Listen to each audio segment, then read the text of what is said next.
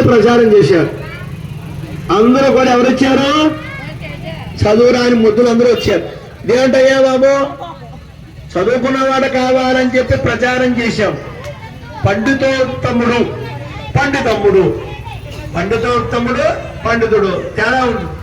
ఈయన ఏం చేశారు? సున్నా పెట్టారు గారికి. పండితమ్ముడు కావాలి రాజుగారికి అంటూ అప్పట్లో దండోరే వేసేవారు. ఒక మ్యూజిక్ కొట్టి ఊళ్ళో వాళ్ళందరూ కావాలి రాజుగారికి అని చెప్పి ప్రచారం చేశారు. అలా ప్రచారం చేసేటప్పటికి అందరూ చదువురాని ముద్దులు ఏమీ లేని అమాయకులు అందరూ వచ్చారు. అయ్యో దేవుడా బాబు, చదువుకున్న వారు కావాలి, పండితోత్తముడు కావాలని ప్రచారం చేస్తే పండితమ్ముడు అంటే, పండితమ్ముడు అంటే సొంట అని అర్థం. సంస్కృతంలో తెలుగులోకి వచ్చిన సొంట అలవాటు. చూసారా, ఒక సున్నా పెట్టేయడం వల్ల ఎంత అర్థం మారిపోయిందో. పండితోత్తముడు గొప్పవాడు అని, పండితమ్ముడు అని చదివేశాడు.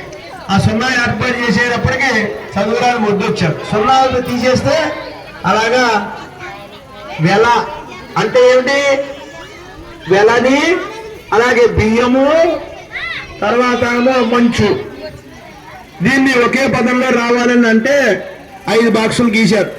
ప్రైజ్ అన్నాడు. ప్రైజ్ అంటే ఏంటి? వెల, అంతే కదా. ప్రైజ్ అంటే వెల వచ్చేసింది. ఆ పీ తీసేశారు, సైలెంట్ చేశారు. అక్కడ ఏమైంది? రైస్, బియ్యం వచ్చేసింది. అలా వల్ల ఆ తర్వాత ఏం చేశారు? 6 సైలెంట్ చేశారు.